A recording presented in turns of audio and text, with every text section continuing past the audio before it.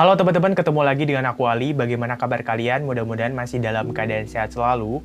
Pada malam hari ini aku ingin membahas mengenai salah satu pembunuh berantai yang menggunakan tokoh badut untuk membunuh korban-korbannya. Bagi kalian yang pernah nonton film It atau seenggaknya tahu film It, pasti nggak asing lagi dengan yang namanya tokoh Pennywise. Nah, ternyata tokoh Pennywise ini itu terinspirasi dari salah satu pembunuh berantai yang akan kita bahas pada malam hari ini.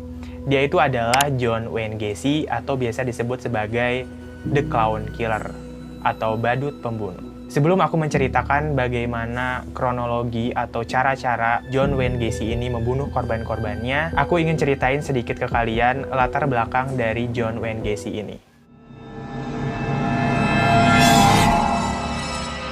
Jadi, John Wayne Gacy ini itu lahir di Chicago, Amerika Serikat pada tanggal 17 Maret tahun 1942.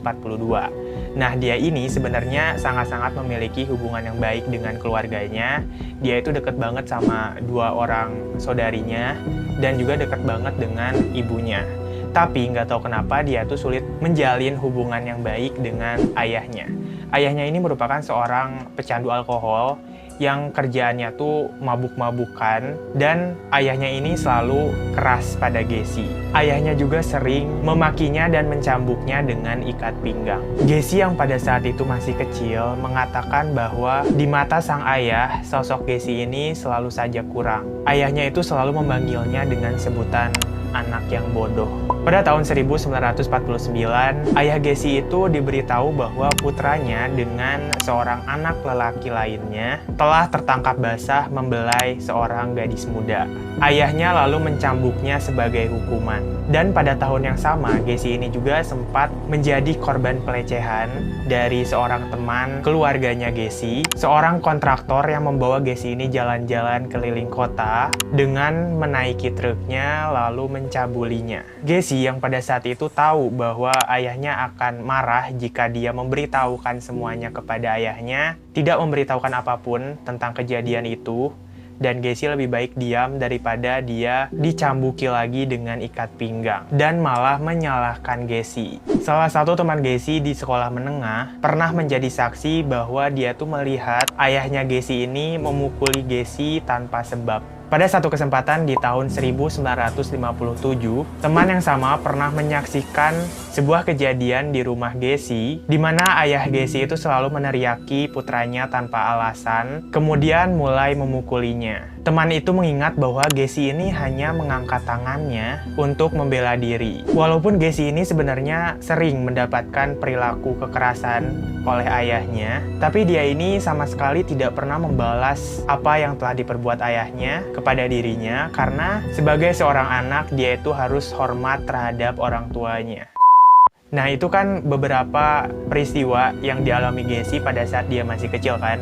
Nah, pada saat dia udah mulai beranjak dewasa, jadi udah mulai remaja gitu ya, Gacy memutuskan untuk meninggalkan rumahnya dan pergi ke Las Vegas, di mana ia itu bekerja sebagai layanan ambulan sebelum ia dipindahkan untuk bekerja sebagai asisten di Palm Mortuary. Dia bekerja selama 3 bulan sebelum akhirnya memutuskan untuk kembali lagi ke Chicago. Ada peristiwa yang cukup aneh pada saat dia itu bekerja sebagai asisten kamar jenazah di Las Vegas. Gacy itu pernah tidur di atas dipan di belakang ruang pembalseman. Suatu malam setelah dia itu selesai mengamati jenazah yang telah dibalsemi, dia itu masuk ke dalam sebuah peti jenazah. Dia berbaring di dalam peti mati itu untuk membelai dan memeluk tubuh seorang remaja laki-laki. Dia tidak pernah memberitahukan siapapun tentang pengalamannya malam itu dengan mayat di kamar jenazah. Setelah lulus dari Northwestern Business College, Gacy bertemu dengan Marilyn Mayers yang bekerja bersamanya di sebuah perusahaan sepatu lokal. Setelah 9 bulan mereka berpacaran, akhirnya memutuskan untuk menikah, dan Gacy ini mengambil alih pengelolaan waralaba KFC milik ayahnya Marilyn. Keduanya kemudian memiliki 2 anak, dan kehidupannya pada saat itu tuh tampak sangat sempurna. Namun di dalam sana, monster Gacy masih saja mengintai. Meskipun pernikahannya bahagia pada saat itu, Gacy ini ikut bergabung dengan sekelompok pria yang terlibat dalam pertukaran istri, pelacuran, pornografi, dan penyalahgunaan narkoba. John Wayne Gacy ini juga bahkan membuka klub di ruang bawah tanah rumahnya, di mana ia itu mengizinkan karyawannya untuk minum-minum dan bermain biliar. Di klubnya itu, walaupun dia ini mempekerjakan remaja laki-laki dan perempuan, namun perhatiannya itu selalu saja fokus pada pria muda.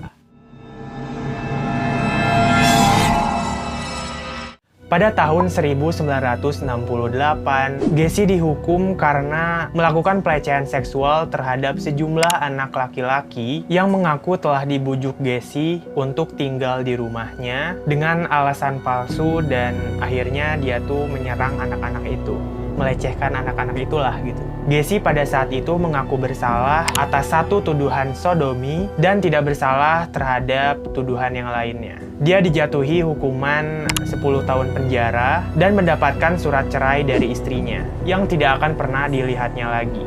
Hanya 18 bulan dia itu di penjara, akhirnya Gacy diberi pembebasan bersyarat karena menjadi panutan para narapidana yang ada di sana. Selama waktu singkat ia di penjara, ia berhasil mendapatkan kenaikan gaji sebagai pekerja di balai penjara, bekerja untuk meningkatkan kesejahteraan para narapidana dan menjadi pengawas pemasangan lapangan golf mini di halaman rekreasi. Dia diberikan masa percobaan 12 bulan dengan syarat ia tuh harus kembali lagi ke Chicago dan tinggal bersama orang tuanya. Dia setuju pada saat itu dan menyatakan bahwa dia akan membangun kembali kehidupannya dan tidak akan pernah kembali ke penjara. Selama dalam masa percobaan ini, percobaan pembebasan bersyaratnya, ia terlibat dalam komunitas Norwood Park, di mana ia bertemu dengan istri keduanya, yaitu Carol Hoff. Dan itu pun akan menjadi awal di mana pembunuhannya akan dimulai, dan di mana ia akan mendapatkan julukan Pogo the Clown. Saat di penjara sebelumnya, Gacy ini seperti menjadi seorang seniman dan berulang kali membuat sketsa gambar Pogo the Clown. Setelah bergabung dengan klub Jolly Joker, ia akan tampil di berbagai acara-acara penggalangan dana lokal, termasuk acara partai, acara amal, dan rumah sakit anak-anak. Jadi dia tuh sering tampil sebagai badut yang menghibur semua orang. Namun kegilaannya berpakaian sebagai badut dan kisah masa lalunya dengan remaja laki-laki membuat istrinya ini mempertanyakan seksualitasnya. Setelah itu, Gacy mengaku bahwa dirinya ini merupakan biseksual. Istrinya pun menceraikan dia dan meninggalkan Gacy di rumahnya sendirian. Meskipun mantan istrinya ini sempat mengakui ke polisi bahwa dia itu sebenarnya nggak tahu sama sekali terhadap apa yang telah Gacy perbuat pada saat itu, akhirnya Hoff mengakui kepada pihak berwenang bahwa dia ini melihat Gacy membawa banyak anak laki-laki ke garasi rumahnya mereka.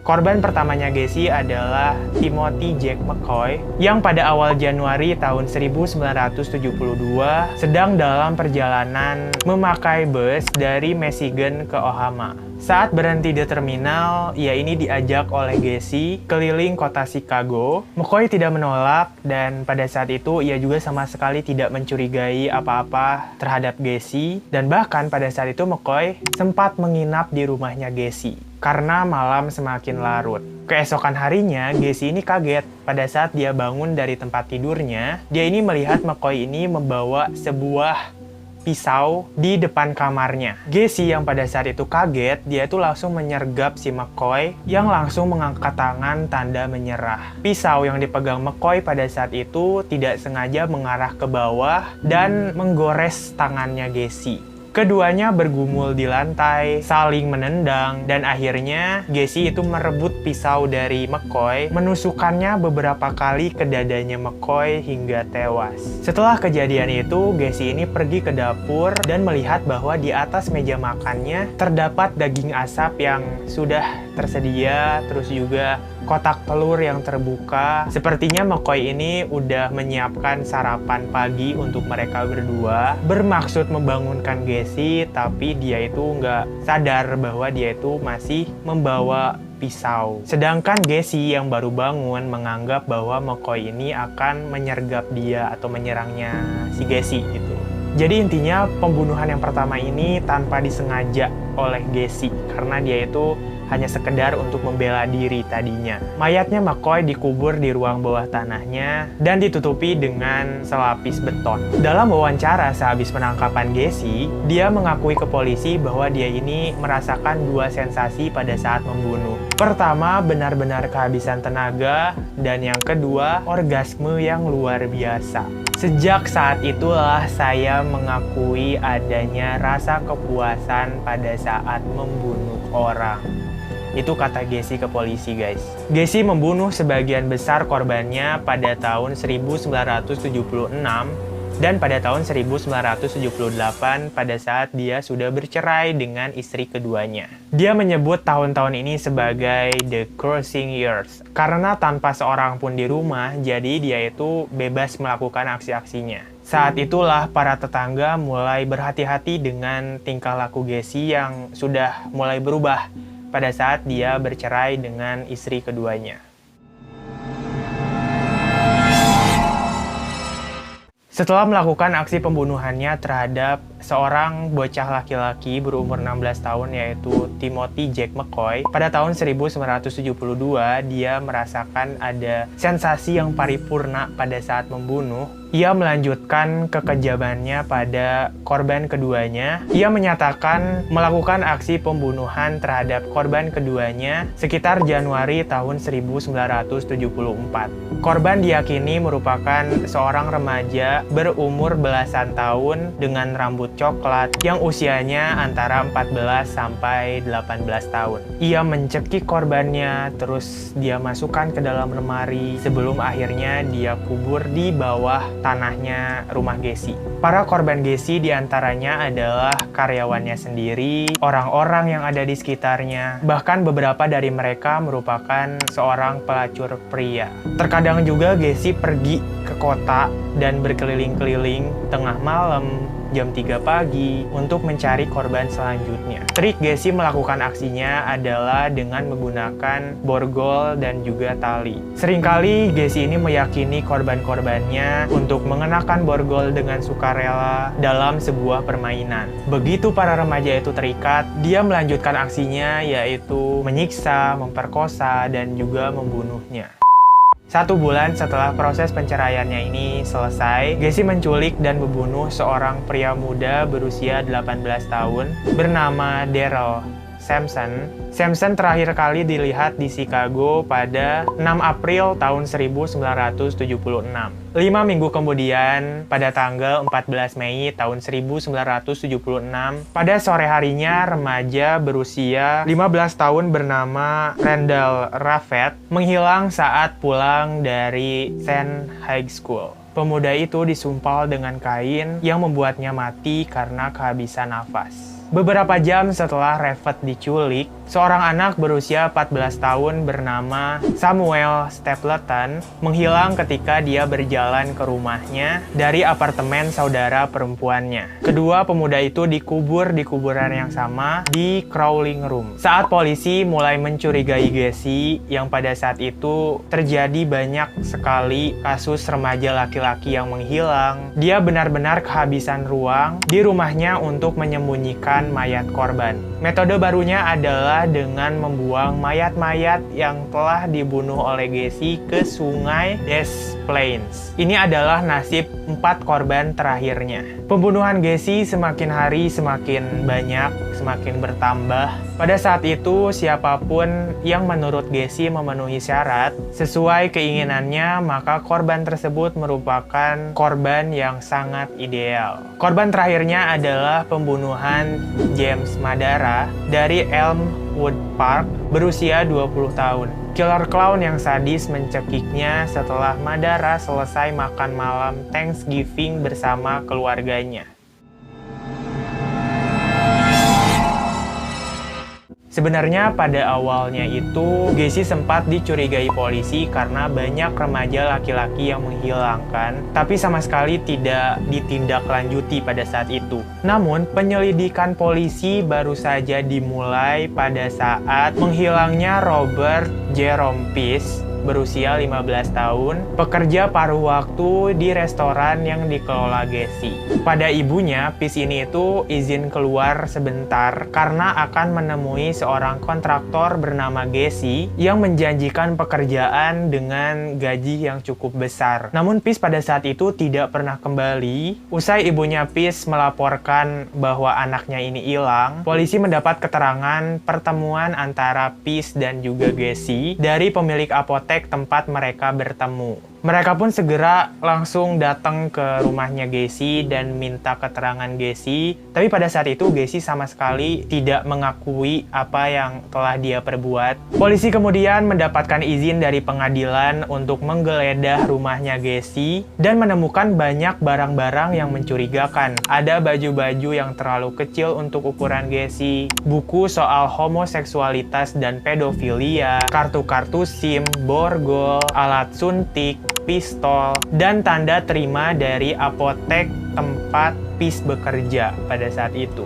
Proses penyelidikan yang panjang membuat Gacy ini kelelahan setelah berbagai penemuan baru mengaitkan dirinya pada kasus hilangnya belasan anak muda termasuk Peace. Gacy akhirnya mengakui tindakannya dan mengakui bahwa dirinya bersalah. Ia menyatakan telah melakukan penculikan dan pembantaian terhadap 30 orang. Kemudian satu tim polisi bersenjata lengkap disertai tim forensik meluncur ke rumahnya Gacy untuk melakukan penggeledahan lebih dalam lagi. Mereka masuk ke ruang bawah tanahnya Gacy hingga akhirnya menemukan potongan-potongan daging busuk dan tulang lengan manusia. Mayat Peace itu termasuk dibuang ke sungai bersama 4 korban lainnya. Sisanya ditemukan di ruang bawah tanahnya Gacy atau di garasinya. Usia rata-rata korban antara 14 sampai 19 tahun. Totalnya 33 orang, tapi yang bisa diidentifikasi hanya 27 orang. Pada saat penangkapan, Gacy ini mengklaim bahwa total korban sebenarnya mencapai 45 orang. Gacy tidak mau menyebutkan di mana tempat-tempatnya dia menguburkan korban-korbannya karena dia itu berkata bahwa tugas kalian, yaitu polisi, untuk menemukannya. Beberapa penyidik mempercayai klaimnya Gacy, namun hingga persidangan, polisi tidak menemukan sisa mayat korban lainnya. Pada 13 Maret tahun 1980, ia didakwa hukuman mati dan menanti selama 14 tahun sebelum disuntik mati di Stateville Correctional Center di Illinois pada 10 Mei tahun 1994. Menurut sejumlah laporan, Gacy ini merupakan seorang psikopat yang sama sekali tidak pernah merasa menyesal terhadap tindakan-tindakan kejahatan yang selama ini dia perbuat. Pernyataan terakhirnya kepada pengacara dengan nada yang sombong adalah bahwa hukuman mati tidak akan pernah mengembalikan nyawa para korbannya. Fun fact-nya itu adalah bagi orang yang mengenal sosok Gacy ini tidak pernah terpikirkan jika ia menjadi sosok sadis seperti itu. Orang-orang yang mengenalnya mendeskripsikan bahwa dirinya itu merupakan sosok pribadi yang sopan dan lembut. Ia bekerja sebagai customer service dan memulai bisnis konstruksinya sendiri. Para nasabahnya itu mengingatnya sebagai orang yang baik, murah hati, dan mau membantu orang. Dia bahkan meluangkan waktu di akhir pekan untuk menghibur anak-anak dengan pakaian badutnya. Oke, segini aja kisah dari John Wayne Gacy. Mudah-mudahan bisa memberikan pembelajaran untuk kita semua. Terima kasih buat kalian yang udah nonton video ini dari awal sampai akhir. Kita ketemu lagi di video selanjutnya dengan materi-materi yang menarik untuk dibahas. Have a nice day. Bye.